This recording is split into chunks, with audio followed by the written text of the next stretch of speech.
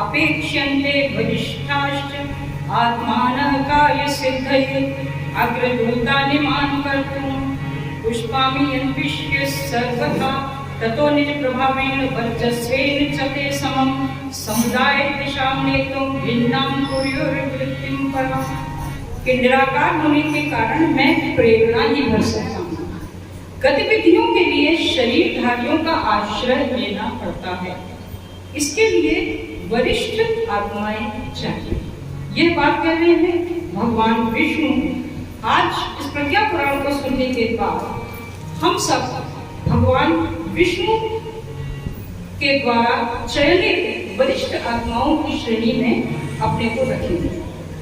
आगे वे कहते हैं कि जो अवतार के प्रकटीकरण के समय सोए नहीं रहते, परिस्थिति और प्रयोजन को पहचान कर इनके काम में लग जाते हैं, वे ही श्रेय सौभाग्य के अधिकारी होते हैं। अर्थात हमें जागृत रहना चाहिए। नहीं पता था तो चलो कोई बात नहीं, अब पता चल चुका है तो अब जाग जाना चाहिए। स्मृति है कहानी के एक संत ने अपने 10 शिष्यों से कहा, आज रात को मैं तुम्हें सिद्धि दूंगा, सब ध्यान मग्न होकर बैठ जाओ। उन्होंने रात्रि के तीसरे प्रहर में आवाज दी, राम। राम आया, उसको सिद्धि दे दी। दूसरी बार उन्होंने 10 सिद्धियों का प्रबंध किया था, तो दूसरी बार उन्होंने फिर बुलाया, श्याम। श्याम सो रहा था, राम आया, दूसरी सिद्धि भी दे गया। इस तरह 10 सिद्धियां राम को ही मिली और जो सोता रह गया वो सोता रह गया। इसलिए जागृत आत्माओं को जागृत रहकर जल्दी से जल्दी उन कामों में लग जाना चाहिए जो कि बताए जा रहे हैं, ताकि वह प्रज्ञा अवतार हमारे मन मस्तिष्क में भी हो सके और हम इस श्रेय को प्राप्त कर सकें। सबने सुना होगा कि भगवान विष्णु ने पार्वती जी को अमृत की विद्या सिखाई, तो उन्होंने पार्वती जी से कहा कि ये विद्या मैं तुम्हें सुनाता हूँ और ये जो सुन लेगा वो अमर हो जाएगा। इसलिए पूरे क्षेत्र को निर्जन कर दिया गया, पशुओं को, पक्षियों को, सबको हटा दिया गया। और शिव जी ने कहा कि तुम हुंकारी भक्ति रहना। तो आपको पता ही होगा कि चाहे रामचरितमानस हो या कुछ भी हो, ये सब कुछ शिव जी के मुख से सुनाया गया है माता पार्वती। पार्वती जी हुंकारी भरती रही, शिव जी कथा सुनाते रहे। कुछ समय बाद शिव जी ने देखा कि पार्वती जी सो गई। तो उन्हें ये जानकर आश्चर्य हुआ कि अगर माता सो गई, पार्वती माता, तो हुंकारी कौन भर रहा है? सारे घोंसले तक खाली करा दिए गए थे, पक्षियों तक उड़ा दिया गया था। तो पता चला कि एक तोता अपने अंडे छोड़ करके उड़ गया था और उस अंडे में से बच्चा निकल आया था। तो शंकर भगवान ने कहा, अरे ये तो अमर हो गया। उन्होंने सोचा इसको पकड़ लेते हैं। वो भागा और व्यास जी के पत्नी के गर्भ में प्रवेश कर गया। लगभग कहते हैं कई वर्षों तक शुभदेव जी माता के गर्भ में ही रहे। और जब उन्होंने जन्म लिया, माता को बहुत कष्ट हुआ, तो पिता ने प्रार्थना की, पुत्र तुम जन्म ले लो। माता बहुत कष्ट में। जब शुभदेव ने जन्म लिया तो वे कमंडल लेकर वन की ओर चलते वे बसते। उनके पिता ने कहा, पुत्र माता का पैर तो पी ले, दूध तो पी ले। उसने कहा, संसार के बंधन बड़े प्रबल हैं, और वे वन को चले गए। तो माता पार्वती के सो जाने से वह विद्या शुकदेव को मिली और शुकदेव ने ही राजा परीक्षित को भागवत की कथा सुनाई। तब उनको मोक्ष मिला। आगे सुनने को मिलेगा कभी न कभी कि किस तरह एक सेठ ने 7 बार भागवत सुनी। जब उसको लाभ नहीं हुआ तो उसने यही पूछा कि मुझे क्यों नहीं लाभ मिल रहा है। तो उन्होंने कहा, सुनने वाला परीक्षित जैसा हो, जैसे पता है कि 7 दिन बाद मृत्यु हो जानी है, सुनाने वाला शुकदेव जैसा हो, तभी इसका लाभ मिलेगा।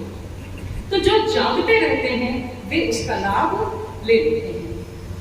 तो यही कहा विष्णु भगवान ने कि ऐसी जागृत आत्माओं को ढूंढ लो ताकि हम लोग अपना कार्य कर सकें और इस जीवन रूपी संग्राम में आगे बढ़ना होगा। ये कोई सुख की सेज नहीं।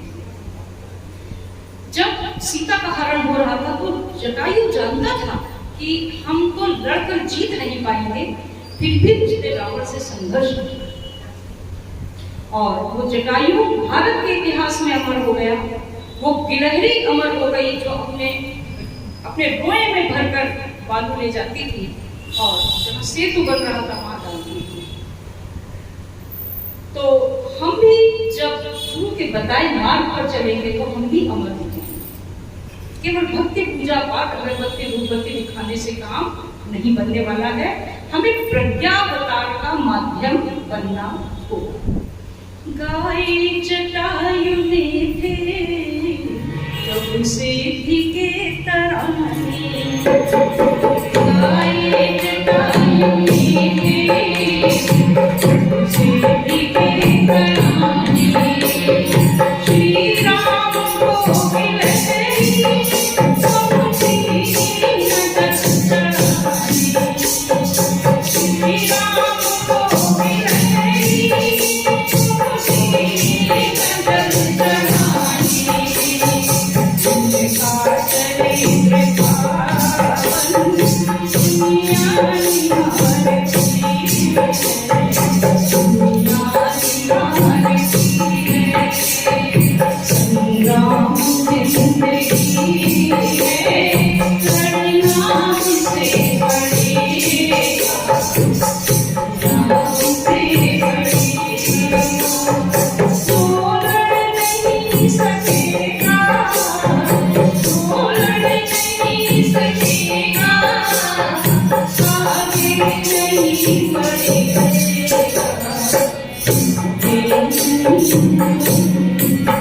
विष्णु भगवान ने कहा नारद जी से कि प्रज्ञा परिजनों को, प्रज्ञा पुत्रों को आगे आना होगा और उन्हें सृष्टि के कल्याण के लिए काम करना होगा।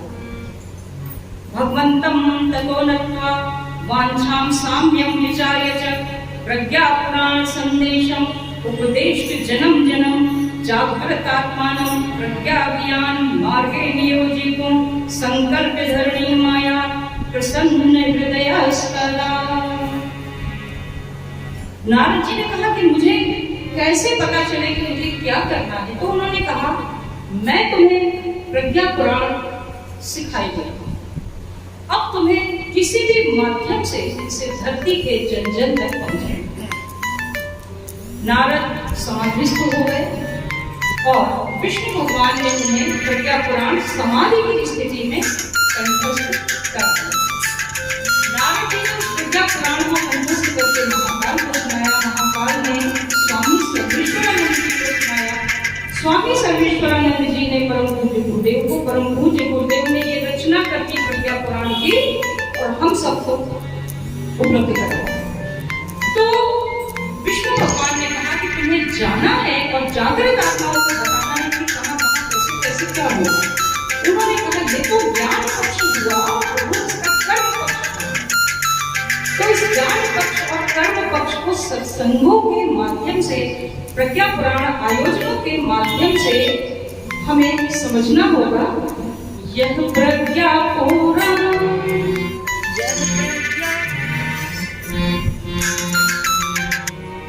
यह प्रज्ञा पुराण पूज्य गुरु जी को प्यारा है। प्रज्ञा पुराण पूज्य गुरु जी को प्यारा है। प्रज्ञा पुराण जिंदगी जगमग ज्योत से सारा जग उजियारा है। सारा जग उजियारा है। प्रज्ञा पुराण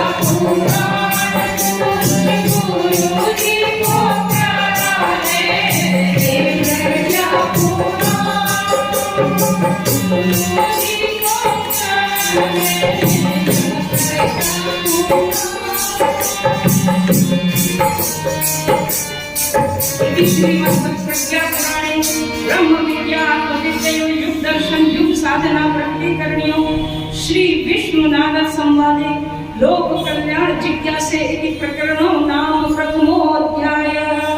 बोलिए पावन प्रज्ञा पुराण की जय। कल इस प्रज्ञा पुराण के द्वितीय अध्याय का पारायण होगा। द्वितीय अध्याय में विष्णु भगवान ने नारद को जो प्रज्ञा पुराण कंठस्थ कराया या उनके हृदय में उतारा, समाधि की स्थिति में वे उसे देखते हैं कि उत्तराखंड के तो घटाया नहीं था तोते की तरह, वो प्रज्ञा पुराण नारद चलचित्र की तरह देखते हैं, उसके भागीदार बनते हैं।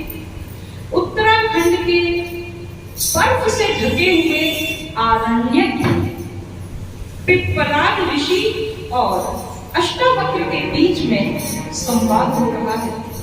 इस संवाद में वो सारे रहस्य खुलते चले जाते हैं कि किस तरह धरती पर फिर से स्वर्ग, सुख और शांति की स्थापना होगी। ये पिप्पलाद ऋषि कौन है? ये पिप्पलाद ऋषि दधीच ऋषि के पुत्र हैं। इनका नाम पिप्पलाद क्यों पड़ा? पीपल के फल खाने के कारण। पीपल के फल क्यों खाए? क्योंकि दधीच की अस्थियों को देवताओं ने वज्र बनाने के लिए ले लिया था और माता पति का वियोग सहन नहीं कर पाई तो वे सती हो गई। 3 वर्ष का बालक पीपल के कोटर में पलता रहा, रोता रहा, भूख लगी तो उसने पीपल के फल खाए। किस माता का हृदय फट न जाएगा यह दृश्य देखकर सुनकर। और इस तरह की प्रचंड साधना करता हुआ, वनों में रहता हुआ नारद जी के संपर्क में आने के बाद वह बालक पिप्पलाद ऋषि बना। ऐसे महान ऋषि और अष्टावक्र के बीच में संवाद हो रहा। अष्टावक्र कौन है? अष्टावक्र माता सुजाता और कहोड़ ऋषि के पुत्र। अष्टावक्र अर्थात 8 स्थानों से टेढ़े। जब अष्टावक्र अपनी मां के गर्भ में थे तो इतने विद्वान थे कि उनके पिता जब वेद पाठ करते थे तो वे उनकी गलतियां बताते थे। उनके पिता को समझ में नहीं आया कि ये जो आवाज आई है कि ये आप गलत बोल रही हैं, नहीं सी आवाज आई। पिता ने इधर देखा, नहीं मेरे और मेरी पत्नी के सिवा कोई नहीं, मेरा भ्रम होगा। दूसरी बार गलती बताई गई, तीसरी बार बताई गई, चौथी बार बताई गई, 5वीं बार बताई गई, 6ठी, 7वीं और अंतिम 8वीं बार में उनके पिता को समझ में आ गया यह आवाज तो उनके पत्नी के गर्भ से आ रही। फिर बड़े क्रोधित हुए। विद्वान अक्सर अहंकारी होता है और वो समझ नहीं पाए कि इस अहंकार में मैं क्या करने जा रहा हूं। उन्होंने अपने पुत्र को श्राप दे दिया कि तू जन्म से पहले ही अपने पिता की गलतियां कर रहा है। तूने 8 स्थानों पर मेरी गलतियां निकाली हैं। मैं तुझे श्राप देता हूं कि तुम 8 स्थानों से टेढ़ा पैदा। अब आप देखिए, हमें जरा सी समस्या होती है, एक अंग में तनिक सा विकार आता है और हमारी चाल ढाल खराब हो जाती है, हम उपहास के पात्र बनते हैं। और वे अष्टावक्र जो 8 स्थानों से टेढ़े थे, वे किस तरह चलते होंगे, कैसे लगते होंगे, कितना उन्होंने कष्ट सहा होगा, लेकिन विद्वान थे। इतना होने के बाद भी पितृभक्त थे। इसलिए जीवन विद्या के रहस्यों को सुलझाने की सामर्थ्य ऐसे ही साधकों की होती है। कल सुनते हैं अष्टावक्र और पिप्पलाद का संवाद। हम भी चलेंगे उत्तराखंड के हिम से आच्छादित उन आरण्यकों में जहाँ हरे भरे जंगलों के बीच में प्रज्ञा पुराण की कथा चल रही है।